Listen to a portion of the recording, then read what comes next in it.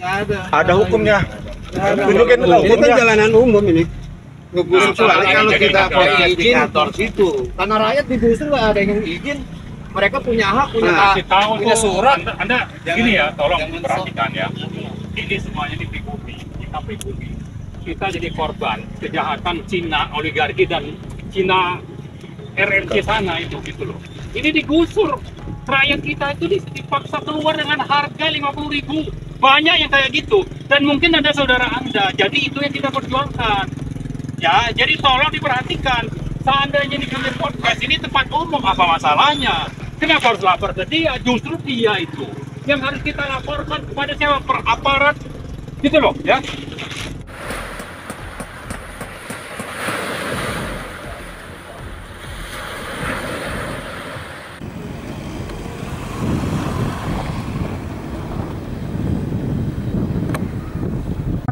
Assalamualaikum warahmatullahi wabarakatuh.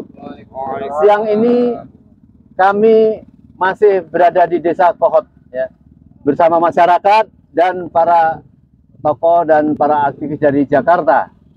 Ya, sengaja kita akan menyampaikan ulang bagaimana dilihat belakang background, kita lihat truk-truk yang masih seperti hantu mengancam masyarakat. Mau malam, mau siang, dia tetap membabat tanah masyarakat. Padahal belum terjadi sesuatu deal tentang penguasaan kepada tanah masyarakat, tetapi sudah dihancurkan semua. Dan kita lihat ya di belakang ini masih truk-truk sampai sekarang masih melakukan suatu cut and fill di tanah-tanah yang mereka tidak pernah berpikir kemana penduduk yang sudah teruruk terusir ya. Ya, apakah mereka memikirkan ini kegagalan sebuah kekuasaan, kegagalan gubernur, bupati, apa pemimpin-pemimpin yang kecil ini melindungi rakyatnya? Dan tadinya masyarakat itu sudah takut diancam-ancam kalau diwawancara. Sekarang mereka sudah tidak peduli karena mereka ya para oligarki ini juga sudah tidak peduli terhadap kehidupan masyarakat. Oleh karenanya kami minta para tokoh dan para tokoh masyarakat yang ada di sini memberikan komen sedikit. Kami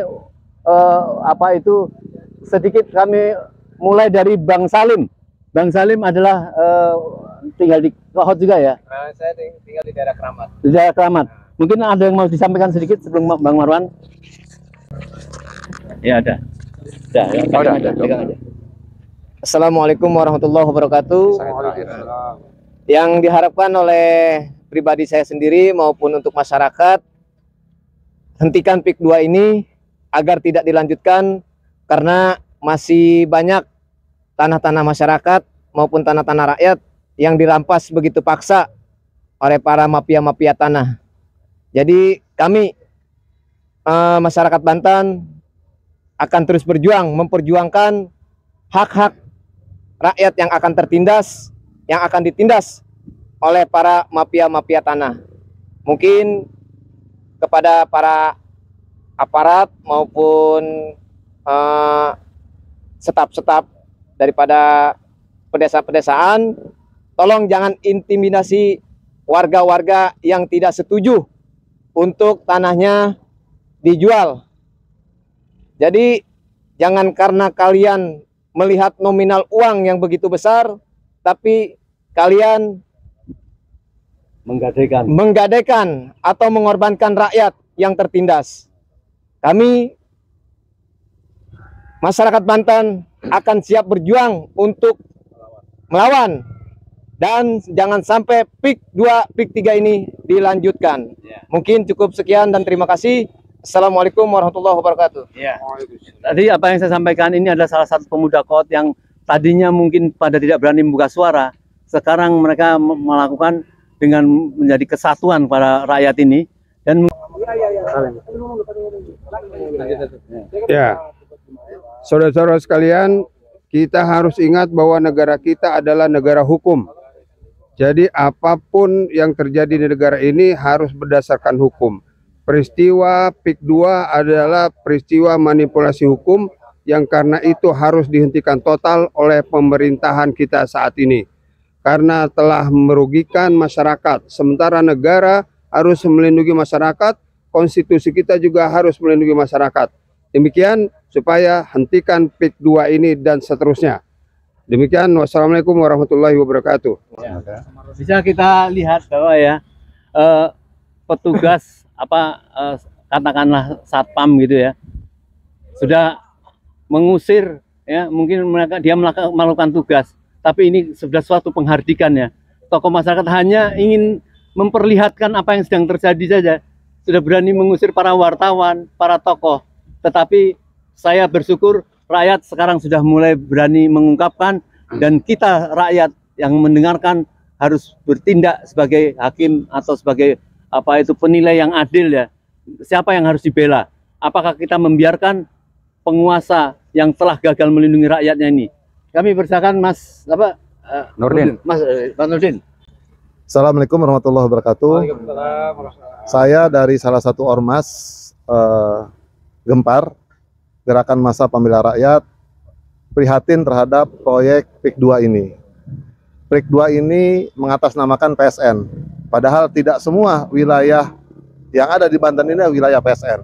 Dan di sini adalah wilayah bukan wilayah PNN, tapi kenyataannya mereka sudah mulai menggusur dan menggunakan tanah rakyat untuk kepentingan PIK 2. Oleh karena itu, kami dari Ormas Gempar menghimbau kepada yang namanya State Corporate Crime, yaitu kerjasama oligarki jahat dengan penguasa. Dalam hal ini para desa, kecamatan, kemudian bupati, gubernur, seterusnya sampai kepada Presiden Republik Indonesia Prabowo. Oleh karena itu, hentikan PIK 2 ini yang mengatasnamakan PSN. Waalaikumsalam warahmatullahi wabarakatuh. Pak Marwan mungkin bisa mengelaborasi apa yang terjadi sejak awal sampai sekarang ini, sehingga kita lihat satpam saja sudah berani mungkin diminta untuk kalau ada orang wawancara diusir dan sebagainya. Mungkin bisa menjelaskan Pak Marwan. Ya, terima kasih Om Lim. Saya kira isu tentang PSN itu mulai bergulir sejak bulan April atau Mei, semakin meningkat sampai akhirnya ke akhir tahun 2024 ini. PSN ini adalah peraturan yang diterbitkan oleh pemerintah untuk melancarkan tugas atau agenda atau rencana-rencana jahat oligarki untuk berbisnis guna mendapatkan untung sebesar-besarnya, tapi tidak memperhatikan bahwa cara yang digunakan itu melanggar konstitusi, undang-undang, peraturan, dan kaidah-kaidah moral. Itu semuanya diterabas. Jadi dalam rangka rente atau kepentingan untung besar, termasuk mungkin ada agenda Cina, maka proyek atau PSN, status PSN PIK 2 itu dipakai tanpa peduli bahwa ini melanggar Pancasila, konstitusi, dan prinsip-prinsip moral. Bagi mereka untung besar dan agenda Cina tercapai. Sehingga kalau bicara PSN PIK 2 itu hanya sebatas sekian kilo dari PIK 1, atau mungkin berapa puluh kilometer dari sini, itu dipakai bahwa ini juga dikatakan PSN, padahal itu hanya ada di sekitar Teluk Naga, dan luasnya hanya 1.756 hektar, dan itu adalah mayoritas adalah hutan lindung mangrove, dan ini diserahkan oleh pemerintah kepada konglomerat, tidak jelas ganti ruginya. Status PSN PIK 2 yang 1.755 itu, tapi status PSN ini pula yang dipakai oleh oligarki jahat tadi dengan menghalalkan segala cara bahwa ini proyek strategis nasional, maka rakyat semuanya diminta untuk patuh, untuk mengikuti. Dan caranya supaya patuh, apa yang dilakukan bukan sekedar misalnya aparat desa atau polisi penegak hukum, tapi sampai ke preman. Ya, mereka sudah melakukan cara-cara penguasaan biadab terhadap tanah milik rakyat, dipaksa jual dengan harga murah tanpa peduli bahwa rakyat nanti mau tinggal di mana, mau cari makan di mana, dan tanpa juga peduli bahwa nanti itu mereka masih bisa melangsungkan hidup atau tidak. Inilah yang dilakukan oleh rezim oligarki yang kalau di sektor atau di bagian pemerintahnya itu dulu namanya Joko Widodo. Lalu di pengusahanya itu ada namanya Aguan, ada Antoni Salim kalau untuk PIK 2. Bahwa ada konglomerat lain, misalnya itu Sinarmas dan sebagainya, atau misalnya kelompoknya si Aritanu misalnya itu di tempat lain. Tapi khusus untuk PIK 2 ini, konglomerat biadabnya itu adalah Aguan dan Antoni Salim yang bekerja sama dengan pemerintah Joko Widodo untuk meratakan tanah rakyat, memaksa rakyat untuk menjual tanahnya dengan murah, tidak peduli bahwa nanti mereka itu mau tinggal di mana dan hidup seperti apa. Dan rakyat itu tidak berani melawan karena mereka nanti akan dianggap melanggar proyek strategis nasional. Sementara status ini hanya dipakai untuk tujuan-tujuan sempit bagi kepentingan oligarki dan tadi untung besar dan kepentingan Cina. Dan ini bisa dikatakan adalah praktek negara dalam negara.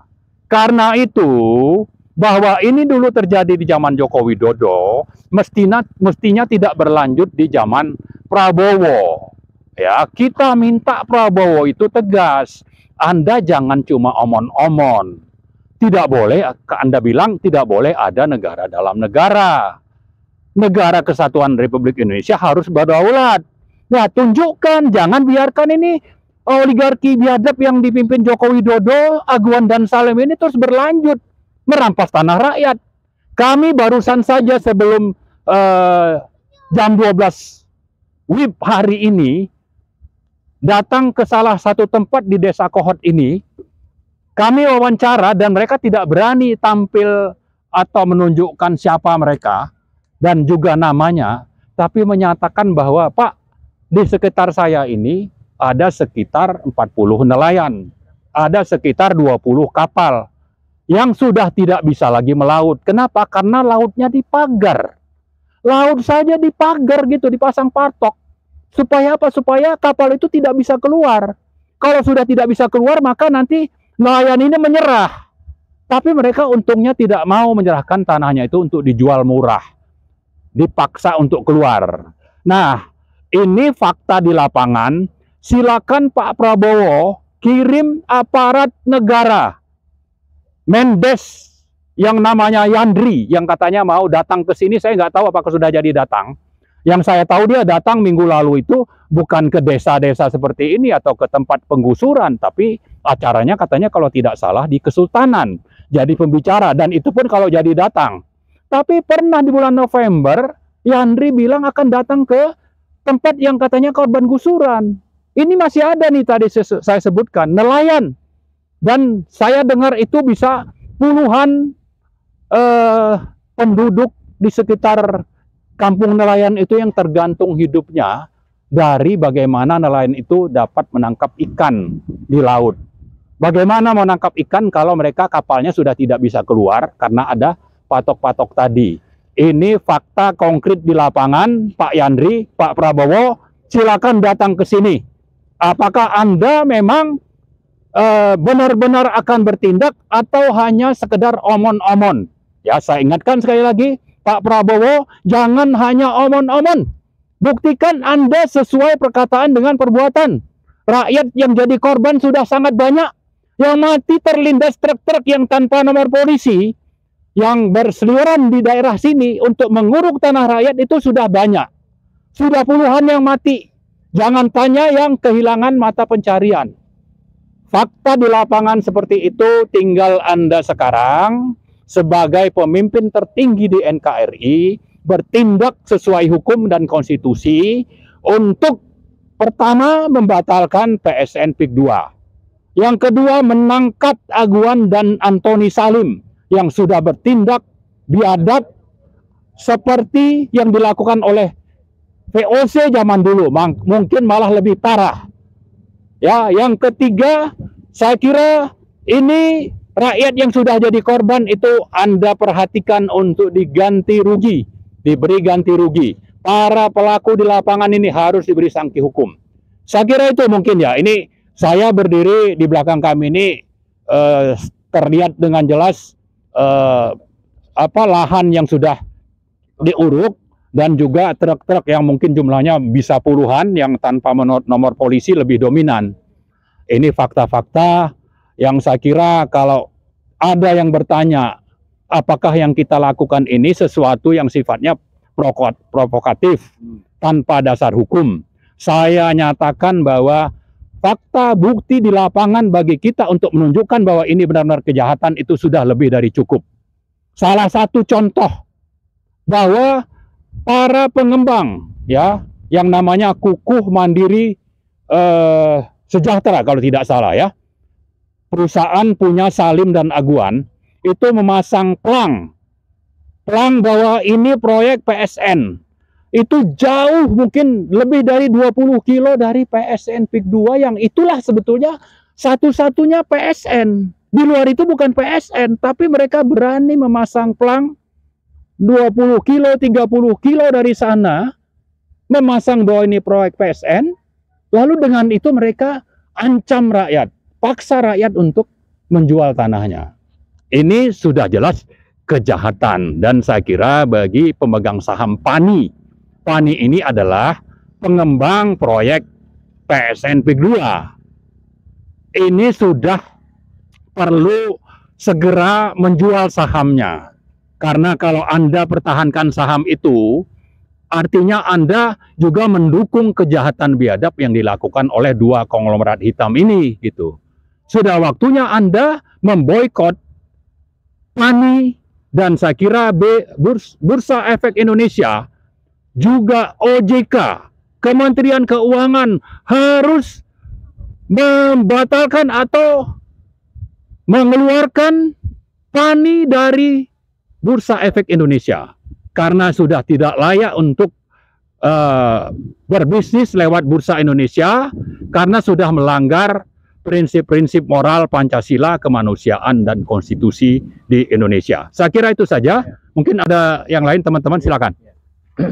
Jadi jelas apa yang disampaikan Bang Marwan bahwa ada yang berlatar belakang di kita ini, apakah ini masih masuk wilayah PSN? Ya, mereka melakukan satu kebohongan dan menakut-nakuti rakyat. Rakyat takut kalau tidak menjualnya dengan harga murah, seolah melakukan perlawanan kepada rakyat. Ini bisa dilihat. Jadi apa yang dilakukan Bansai di dunia dan sebagainya itu bukan provokasi, yang jelas melakukan pembelaan kepada rakyat. Apakah kita akan terprovokasi oleh para buzzer-buzzer oligarki itu untuk mengadu domba rakyat, mengadu domba bangsa dengan rakyat, seolah apa yang kita lakukan ini adalah merupakan pelanggaran. Ya, di samping saya masih ada satu tokoh masyarakat, Bang Samsur Rizal, mungkin akan menyampaikan. Cukup baik. Jadi sekali lagi kita tetap akan melanjutkan perjuangan ini.